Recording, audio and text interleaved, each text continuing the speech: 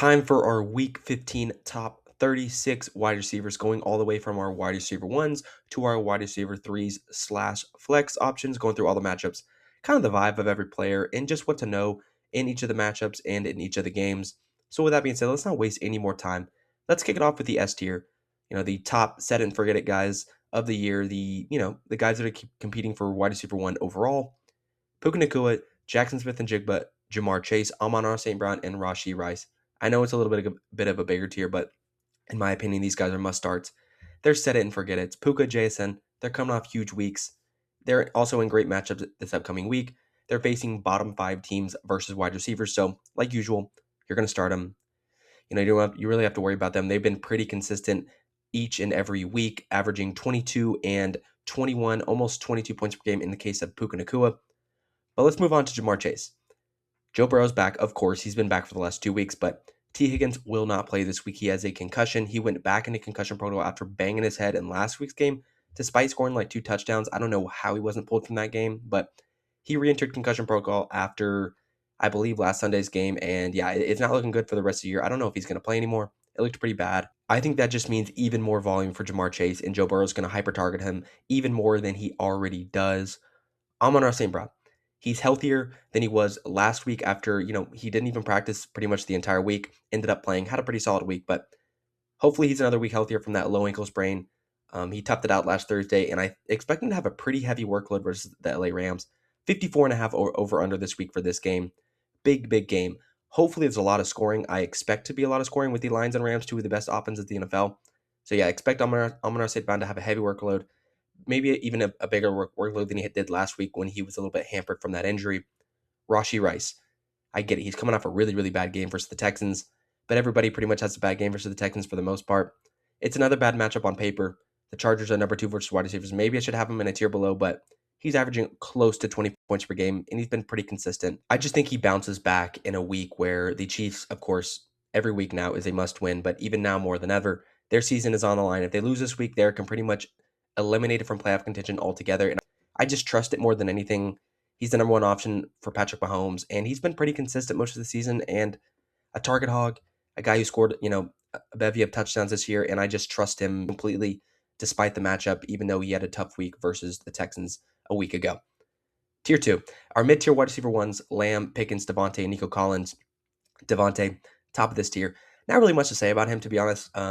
He was on a heater going into last week. He had a little bit of a down week, but like I talked about, 54.5 over under versus Detroit. Detroit is second worst versus the wide receiver in the NFL. It's a great matchup. I trust it. I expect Devontae to at least have a touchdown or just at least have a really, really good game through the air. The Lions cannot stop anything when it comes to the pass. Lamb and Pickens. Lamb coming off a concussion. That extra rest helped. He played last Thursday, so that extra helped him clear concussion protocol. He is going to play. Tough matchup versus Minnesota, though. They are number 1 versus fantasy wide receivers. It makes me a little bit worried about them, but I think any game where you have Dak Prescott, you have the Cowboys offense, I don't mind the matchup, and I think that they're pretty much proven to be matchup proof in the case of Lamb and Pickens, so I pretty much trust it. They're guys who can go for 20, 30, maybe even 40 points any given week, and guys that you cannot drop any lower than this. Nico Collins, been really, really great as of late. Over 100 yards last week versus Kansas City. Gets an above average matchup versus Arizona. I expect Nico to really, really eat against this defense. Continue as strong into the season. He's a little bit up and down to begin the year, but these last 5-6 games of the season, even when Davis Mills was at quarterback, he's been incredibly consistent and just been the guy that we pretty much drafted him to be in the early mid-second round of drafts. Ending off our top 12 wide receivers, our low-end wide receiver ones, A.J. Brown, Jameson Williams, and Jalen Waddle. A.J. Brown's been on a heater as of late, playing his best football at the most important part of the season for fantasy managers. 25.5 points per game over his last 3 and has accumulated 35 targets in those games. I expect a heavy workload from A.J. Brown as the Eagles try to get their passing game going. It's pretty much just been funneled through him lately, and he's been really just been the only beneficiary of it. I know Devontae Smith has been a little bit quiet as of late. Jameson Williams, kind of similar to A.J. Brown. Over his last 6 games, 17.4 points per game. This includes the goose egg that he had in week 12. Pretty darn impressive. I believe he's like over 20 points per game, over 22 points per game. If you take away that goose egg, I know you can't really take away that goose egg. You have to it plays a part in everything. It plays a part in Jameson Williams as a fantasy player. But like I said, I've said this, I think 2 or 3 times already this video, but he's playing in a 54.5 over-under game in a dome against the LA Rams. The Rams are not the greatest versus the pass, or at least versus wide receiver. They have a good defense, but I think that Jameson Williams can get loose. Hopefully there's a lot of fireworks in this game and there's a lot of points scored. It's going to be one of the better games of the week. This slate of games this week, the Rams and the Lions, you have Buffalo and the Patriots, you have Cincinnati and Baltimore, a bunch of games that are supposed to be high scoring and just a lot of good games to watch on TV on Sunday. Last guy here, though, Jalen Waddle. I know it's probably a little bit of a surprise, but no Drake London, no T. Higgins this week because of injuries, so he moves up for me. Great matchup versus Pittsburgh. Teams have carved this defense up all night long, all year long, I should say. They are third worst versus fantasy wide receivers. They are way, way bottom of the league. They gave up like 130, 140 receiving yards to Zay Flowers last week, and I think that Jalen Waddle can do a lot of the same, being the really only reliable wide receiver weapon in the Miami offense. Moving on to the next guys. My high-end wide receiver twos this week. Ladd McConkey, Devontae Smith, Zay Flowers, and Chris Olave. We'll talk about Ladd McConkey first. He's dropping down a tier. Herbert was banged up last week. He did not look good. A tough matchup versus Kansas City. I'm a little worried. To be honest, I'm a little bit skeptical. I didn't think that, like I said, I didn't think Herbert looked good at all last week after coming off that broken, fractured hand, whatever it was he had to have surgery on last week. I just feel good about his target volume overall. I know he had a bad week in week 14, but you trust Ladd to get you 8 to 10 targets a week, and he's a really, really good player. So I just can't really rank him any lower, especially when we look at the guys that are going to be in the next tier. Chris Olave, though, Mr. Reliable, 14 plus points per game this year, getting all the volume, especially since Rashid Shaheed left, especially since Tyler Shuck has been playing pretty decent football as of late. Tougher matchup versus Carolina, I get it, but I think he can easily overcome it with the targets he gets, with the volume he gets. So there's not a lot I'm worried about with Chris Olave and putting him in as my, is a high-end wide receiver 2 this upcoming week. Devontae Smith. I know he's been a little up and down lately. AJ Brown he's been taking a backseat to AJ Brown as of lately, but it's a great matchup versus Vegas. He's still getting targeted quite a bit. He has eight or more targets over his last 3. I think that they might be a little more run heavy versus the Raiders because the Raiders suck, and they're probably just going to want to control the game on the ground, despite them not really running the ball very well. But if not, they're not able to get the ball going on the ground. I think that they're easily going to turn to the pass, and it's going to be AJ Brown and Devontae Smith most of the year. With a little Dallas Goedert sprinkled in, but Devontae has been solid most of the season, and despite him being second fiddle, I still think he's a great option as a wide receiver 2 this week. Zay Flowers. He had a really good week last week. It's a little bit of a risky one, and let me explain why. I know that Cincinnati, when you look at it back here, it probably looks really good. Cincinnati Bengals have a really, really bad defense, but they've actually been top 5 versus wide receivers. And I know it might be, you might be asking, like, why am I ranking him this high? It's more just vibes based. DJ Turner, the Cincinnati corner, who's been their number 1 corner all year, kind of shadowing the number 1 wide receiver, has been great, just like limiting opponents and limiting opponents' wide receiver 1s. I just don't think the Bengals offense is good enough to stop Zay Flowers all night. And Zay Flowers doesn't primarily play on the outside. They move him all around the formation. They get him going in the quick game. So I think the Ravens find a way to move him around, get him in space, and hopefully he finds the end zone. It's been, I think, a couple of weeks now. I think it's been a long time. I don't know if he scored since like week 2. I could be totally wrong there, but it's been a while. But I expect Zay Flowers to get going. Okay, my picks to be the mid-range wide receiver 2s. I think it's about 17 through 21. These are like a next group of 5 guys here. Justin Jefferson, still hanging around. It's the absolute best possible matchup of the week. The Cowboys are absolute bottom of the league. They are dead last versus wide receivers. And honestly, if he doesn't come through this week, I think that he is going to be no better than a low-end wide receiver 2, high-end wide receiver 3 rest of the season. If J.J. McCarthy cannot get it done versus this Dallas defense, I have no trust in any of the Vikings players the rest of the fantasy playoffs. That's just, how I feel, how I'm going to put it, and how I'm going to see the rest of the season if they cannot get it done. It should be a great spot for him to hit. I just hope that McCarthy can hyper-target him. 2 catches for Jefferson last week, and a 31-0 win is atrocious. You hope that he gets going against Dallas this week, though. Michael Wilson. Behind Justin Jefferson in Week 15, I would not have guessed that at all coming into the season. It was not on my bingo card, but, I don't really have to say much about him. His production lately speaks for itself. Tough matchup versus Houston, but I might temper expectations. Like I said, the Texans pretty much find a way to limit a lot of opposing wide receivers and a lot of fantasy players in general, and I think that Derek Stingley's probably going to follow him around a lot of the game. I don't know. I think at this point in the year, I think you're kind of going to ride with the hot hand, and with Marv being out again this week, he didn't practice at all. Volume might just rule at the end of the day, and he might be able to get home. And he's gotten like 15 to 18 targets over the last, 3 games that he hasn't had Marvin Harrison. So I think at the end of the day, you just trust the volume and you hope that he can get there. That way, even if he might not be, you know, a super high end guy to score a touchdown. Egbuka and Ted McMillan, a couple of high upside rookies. I have Egbuka, who already played on Thursday Night Football. It was a pure upside play. He hasn't been great as of late, and Mike Evans returned. Pretty much took over that wide receiver 1 role. He had like 12 targets, but Egbuka was still fine. I believe he had 8 targets. It was a good matchup versus Atlanta. I believe he had like 10 PPR points, so he was probably like going to end up as a wide receiver 3 around their range. And maybe after this week and the next 2 weeks for the fantasy players, we maybe have to rank Egbuka a little lower if he's going to take this much of a back seat to Mike Evans. But Ted McMillan, a pretty decent matchup versus New Orleans. I know on paper it looks like it's, I think they're ranked 10th versus the wide receiver, but at this point in the year, we're betting on that rookie upside, and he's been pretty good as of late. I know he's been a little bit shaky the last couple of weeks in terms of the amount of targets he's been getting, but most of the season he's been pretty target heavy, and I think that Bryce Young will rely on him pretty heavily in Week 15.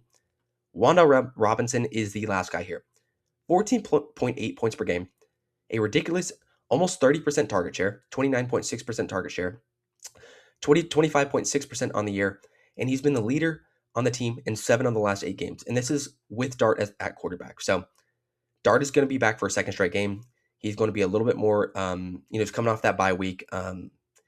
He's a little more of a floor play. I get it. Wanda Robinson has, he's kind of a PPR scam guy. He's a low ADOT guy, but he's shown a ceiling this year. He's had games of 20, 28, and 30 points this year. So you never know. If he finds the end zone, if he finds the end zone a couple times like he has this year, I don't hate it. And that's exactly why I'm ranking him as a mid to low end wide receiver 2 this week.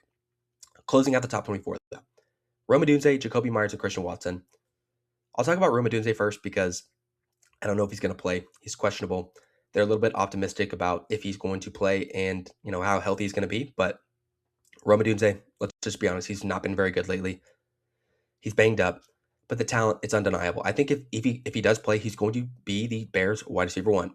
They missed his presence last week. Quite obviously, DJ Moore was terrible in that wide receiver 1 role, and I get it. I think it's just more than anything, I'm betting on the talent. I get it. Cleveland's a tough matchup as well, but I think I'm just going to trust the volume, the looks that he will get in this offense, and I'm betting on a bounce back for the fantasy playoffs. He was so good at the beginning of the year, and I'm just not ready to give up on him at this point in the season, especially the talent that he has. I get it if you have a hard time and you want to rank him lower, but Rome Odunze is going to be at the end of this tier. He's going to be just hanging on to a top 24 spot. Just in front of him, though, Jacoby Myers and Christian Watson, like we just talked about, both have been scorching hot as of late. Since becoming a full-time wide receiver, Jacoby Myers has averaged 15.6 points per game, a 24.6% target share. And that was, I believe, he's played 5 games with the Jags, but those 4 games he's been a full-time wide receiver because that first game back, he was not fully integrated. I believe he played like 50% of the snaps or something, but he's a Jags wide receiver 1. And I think the Jags, just in general, are kind of rolling at the right time of the year. The Jets, they get the Jets defense, which they're 11th versus wide receivers, which is, like I said, not great on paper, but I trust the volume. Got 10 targets again last week, found the end zone. So you just hope that, he can do a little bit of the same and command that same type of target volume. Christian Watson, though, we all know what he's done lately. 18.4 points per game over his last 4. He had a 25-point week last week with 2 touchdowns. I get he only had 4 targets. The floor might be a little lower. And I'm a little bit nervous here because Pat Surtain might be covering him most of this game. They get Denver. Really, really good defense. One of the best defenses in the NFL.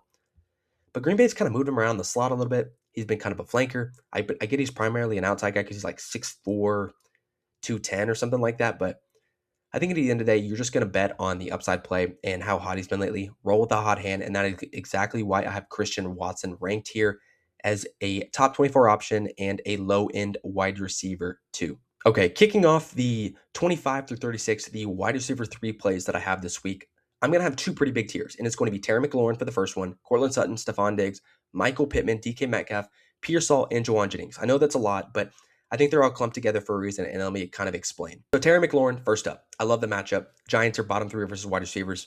In this role, volume, I think he's going to be phenomenal in this game. I get it. No Jane Daniels, but Mariota has played well, and I don't think that they've had like I don't even think that they played together in a game, but I think that he is going to probably heavily target Terry McLaurin. Terry McLaurin has been pretty darn good in the 2 games that he's been back. I think he's going to run a full amount of routes this week. And I get it. No Jaden Daniels. It lowers the upside, but it's kind of just more go with your guy and bet on the upside or the talent at this point. And I am more betting on Terry McLaurin's talent, despite him not being in a great offense. Sutton, Diggs, Pittman, and Metcalf. They're all pretty similar to me. They're all in less than ideal matchups and have been incredibly consistent, to say the least, throughout this entire season. Michael Pittman lost his quarterback.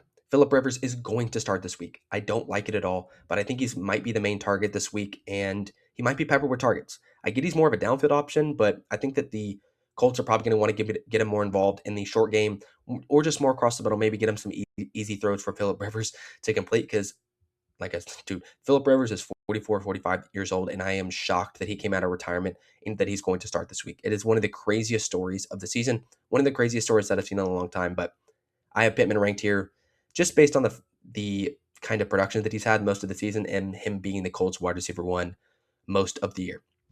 Stephon Diggs, they play the Bills. It's a huge game. It's a game basically for the Patriots to hopefully look to wrap up the number 1 seed and hope to get closer to the number 1 seed and that first round bye. All the way around, it's a big game. And the reason I bring this up is because Stephon Diggs had a huge game versus Buffalo last time.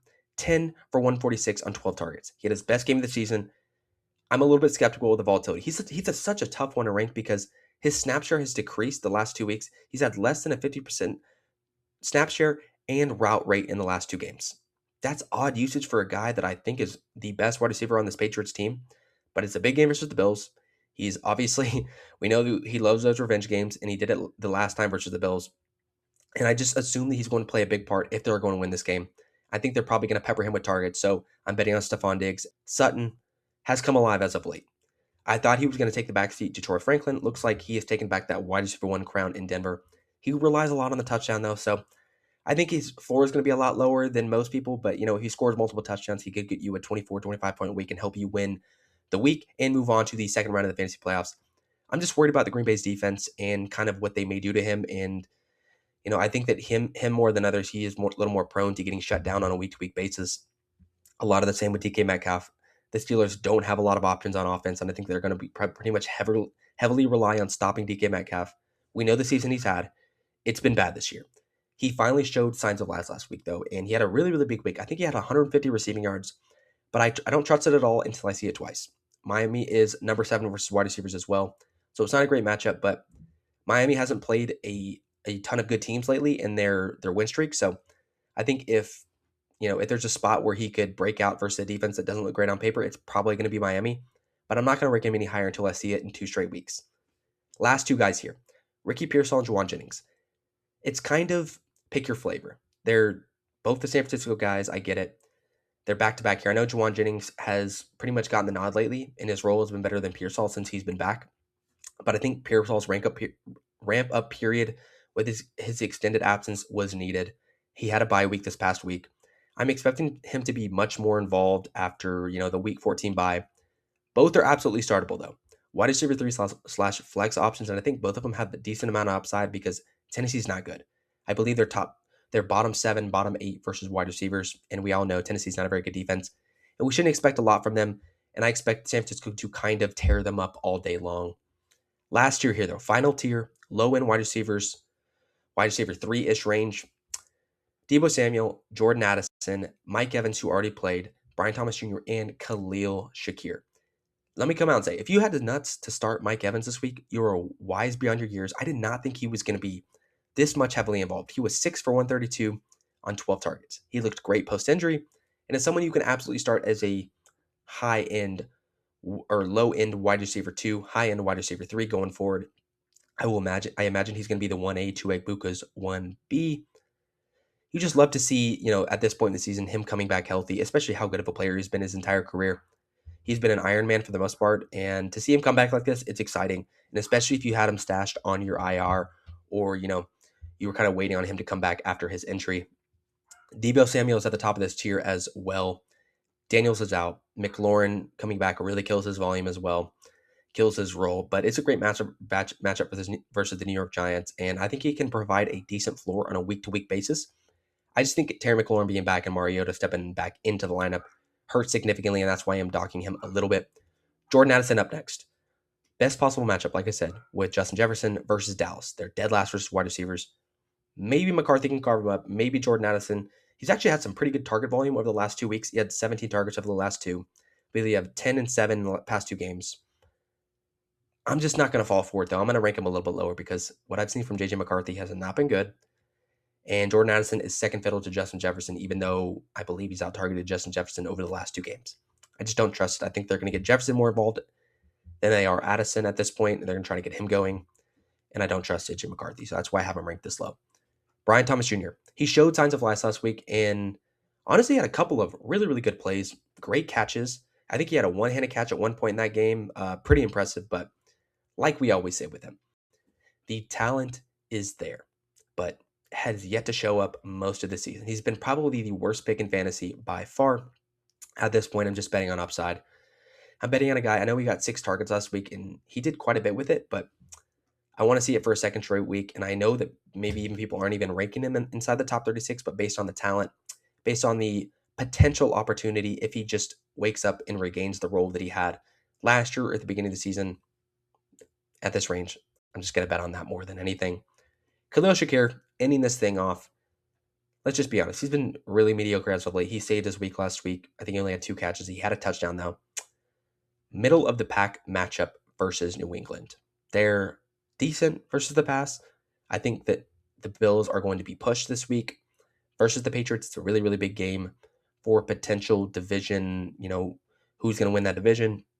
And you just know how, if Buffalo's going to secure a playoff spot, they're going to really, really need to win this game. So I think he's going to be heavily involved.